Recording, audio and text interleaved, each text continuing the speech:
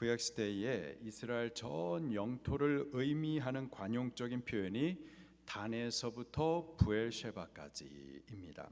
오늘 본문은요, 단에서부터 부엘셰바, 이 이스라엘 남쪽 경계였었던 이 부엘셰바가 어떻게 이스라엘의 영토에 속하게 되었는지 그 사건을 기록을 해주고 있습니다.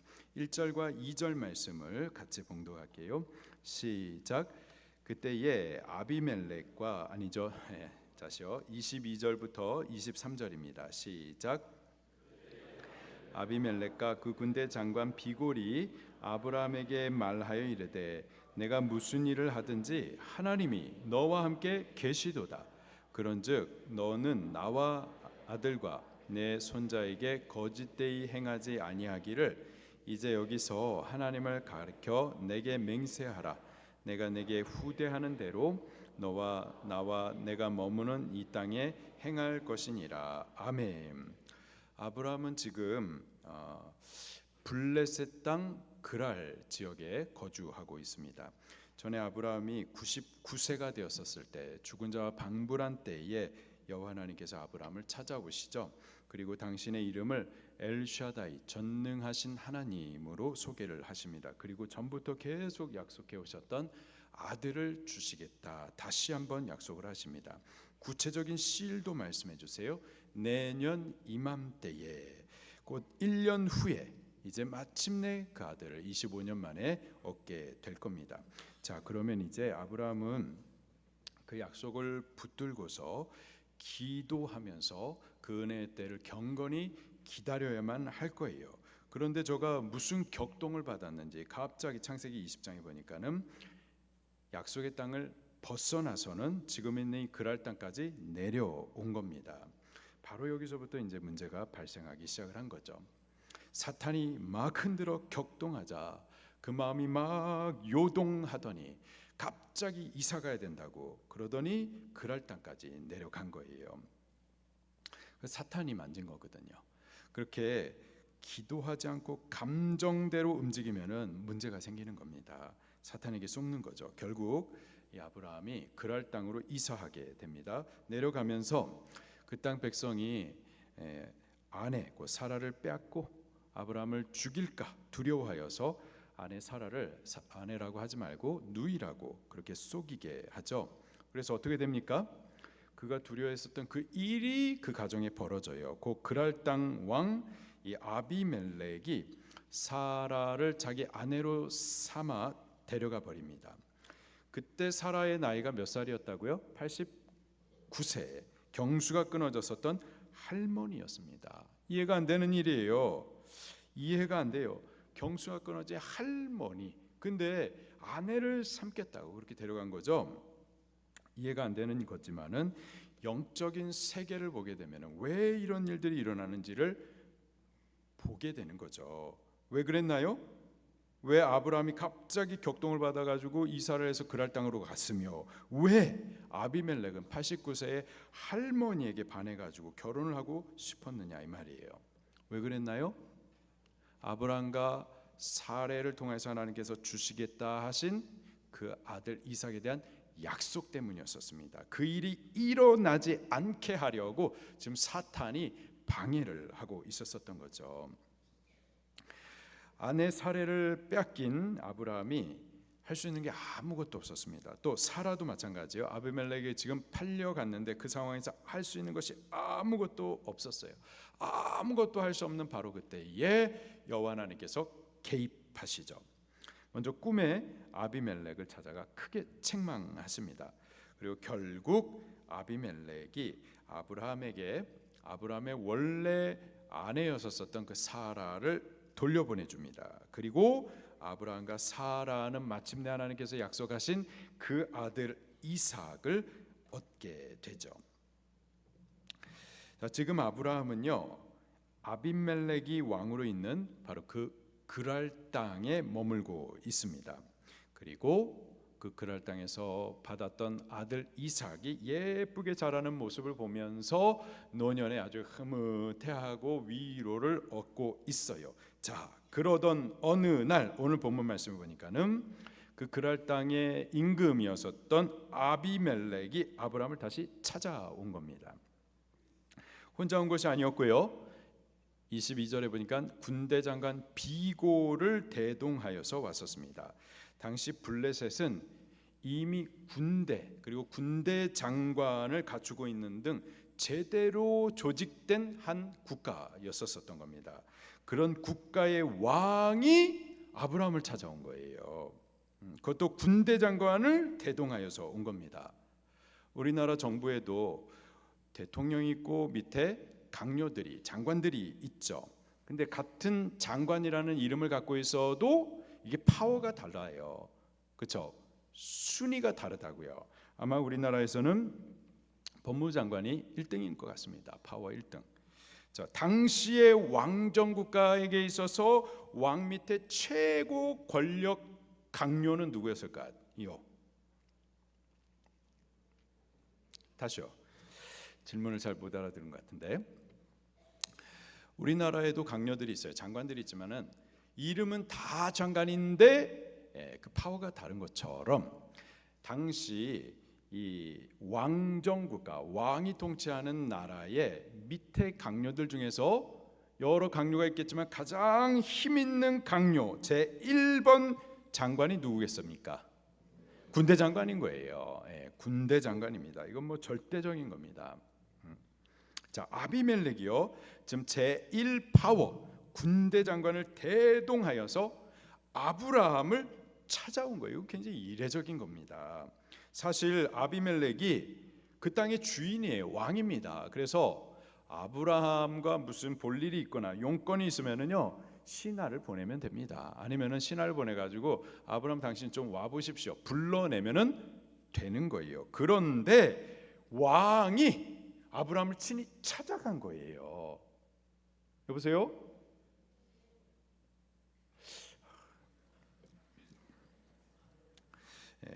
왕이 아브라함을 친히 찾아간 거예요. 왜 그런지 알았습니다.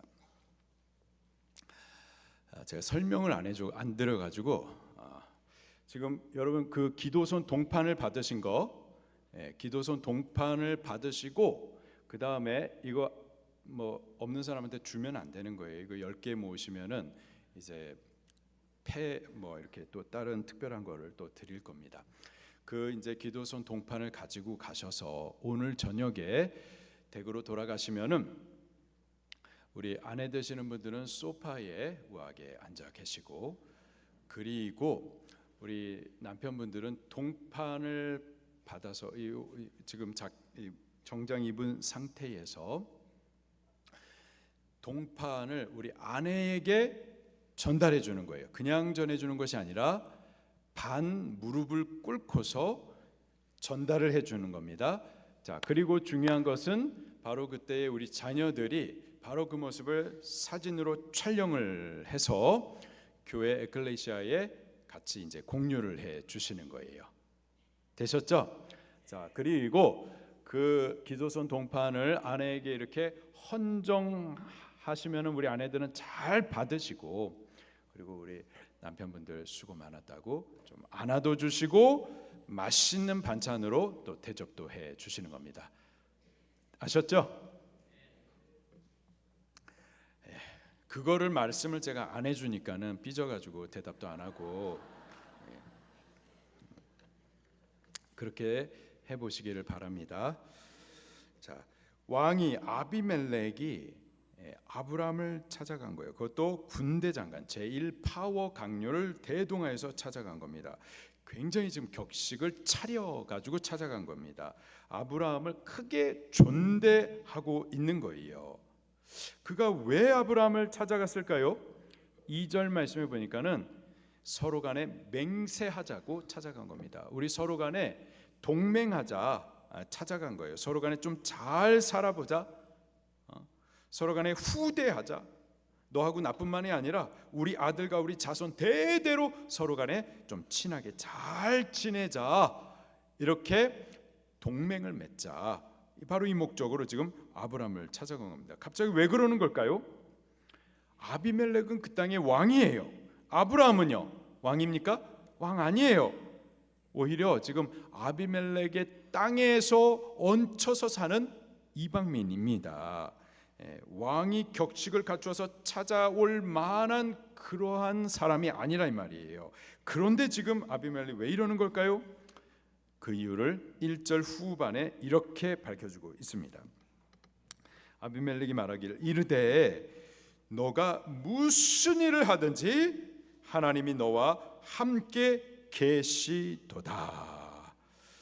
너가 무슨 일을 하든지 하나님이 너와 함께 계시도다.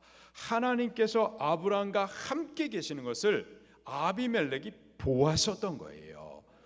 어떻게 하나님께서 아브라함을 복되게 하시는지, 그리고 그 복이 어떠한 복들인 건지 저가 보았기 때문에, 그렇기 때문에 아브라함을 존대하게 여겼었던 거고, 또 아브라함과 함께 하기를 원했었던 겁니다. 아비멜렉이 군대장을 대동하여서 친히 아브라함을 찾아와 동맹하자, 친하게 지내자, 대대로 함께하자 했었던 그 이유는 아브라함에게서 하나님을 보았었기 때문입니다. 아브라함이 무슨 일을 하든지 그와 함께 하시는 하나님을 본 거예요. 하나님 보이나요? 보이지 않나요? 하나님 보이지 않는 분이십니다. 그런데 보이지 않는 그 하나님을 이방인의 눈에도 객관적으로 부인할 수 없도록 아브라함에게서 나타났었던 거죠. 성도가 하나님 앞에 바르게 믿음 생활하고 그 믿음에 대해서 정말 옳다 하면서 인정만 받게 되면은요, 그러면 먼저는 그 영혼이 잘 됩니다. 그리고 그 영혼이 잘된 같이 범사가 잘 되고 강건하게 되는 복이 뒤따라 오는 거예요. 우리 성경을 한번 찾아보도록 하겠습니다. 요한 3서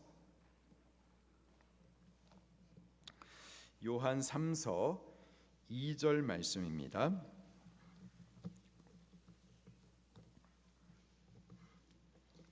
요한 3서 2절 시작.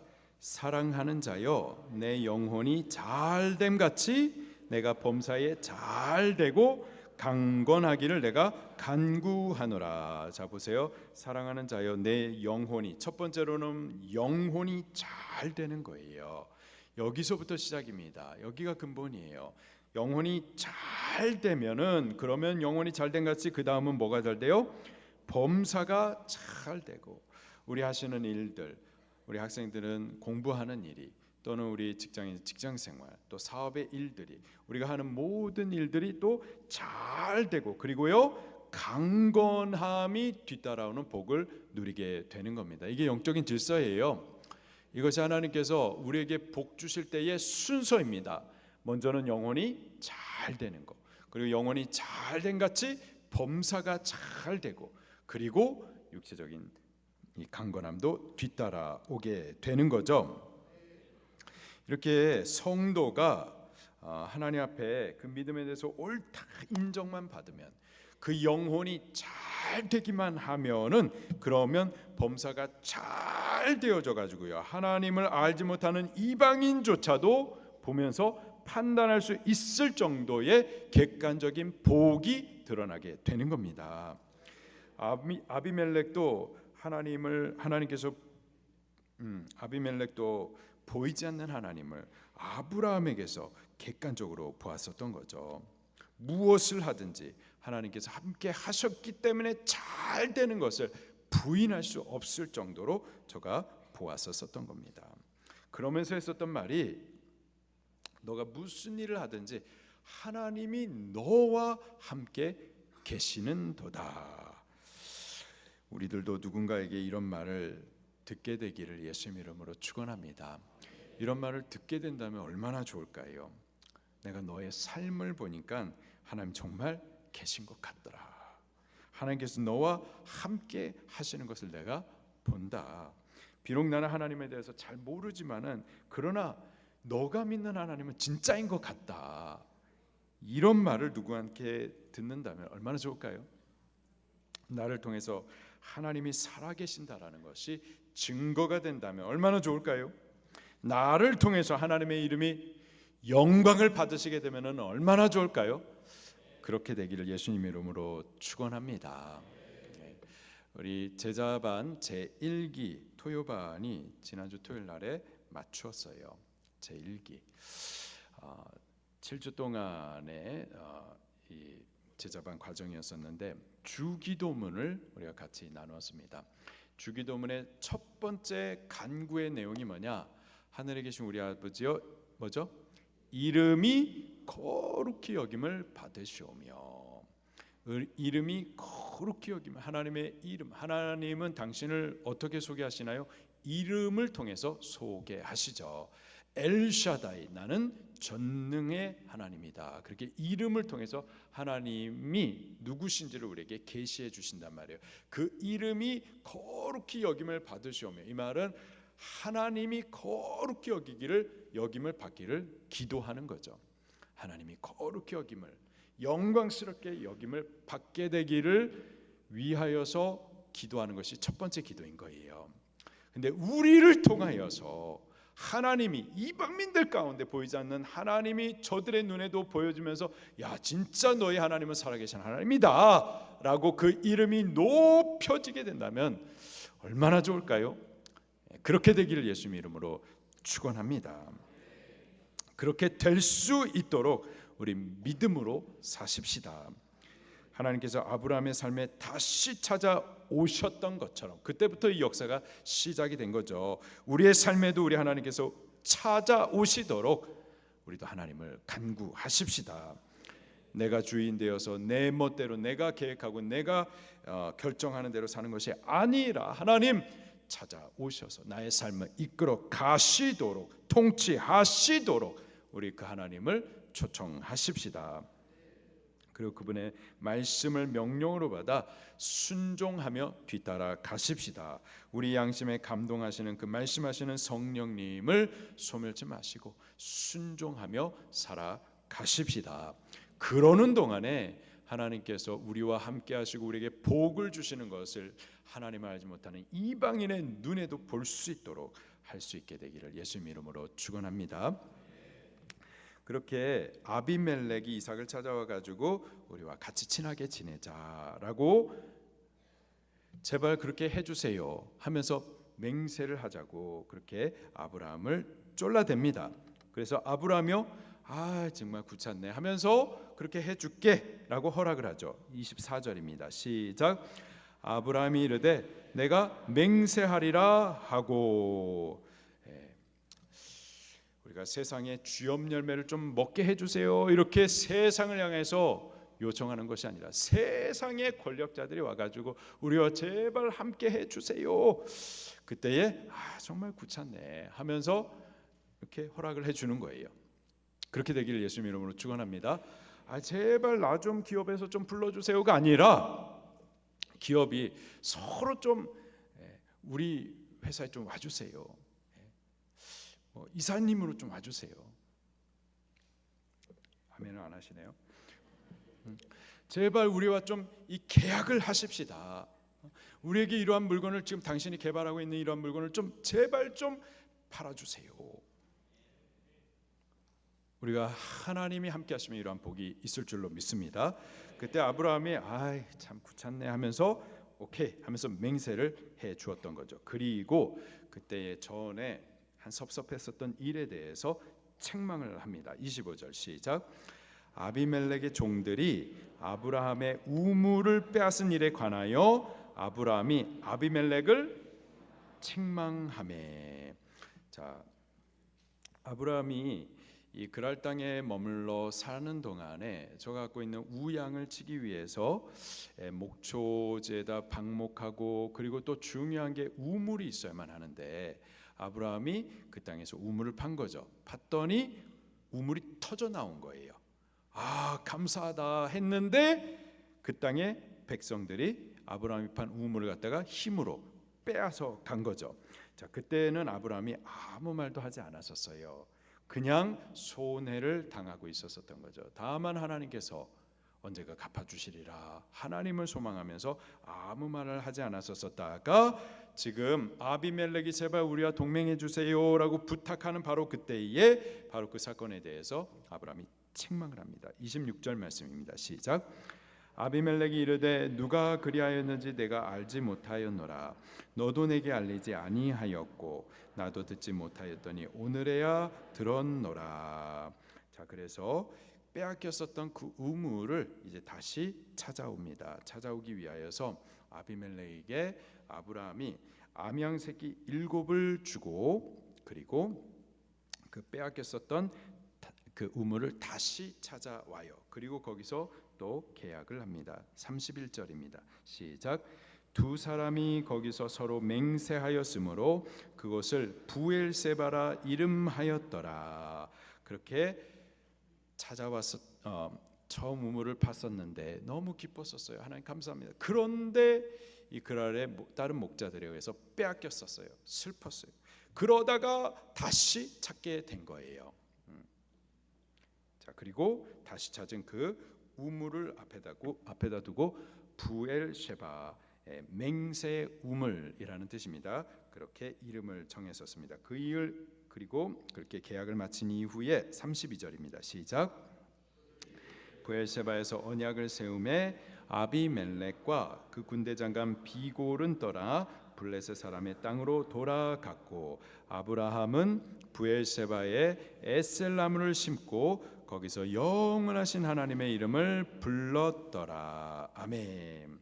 자, 계약을 마친 이후에 이 아비멜렉과 군대 장관 비골은 자기의 땅으로 다시 돌아갔고요. 그리고 이제 남아있는 아브라함은 다시 찾은 그 부엘셰바, 그 우물에다가 에셀나무를 심고 거기서 여호와의 이름을 불렀다. 하나님 앞에 예배를 올려드렸었습니다. 그때에 여호와의 이름을 영원하신 여호와 이렇게 말하고 있어요.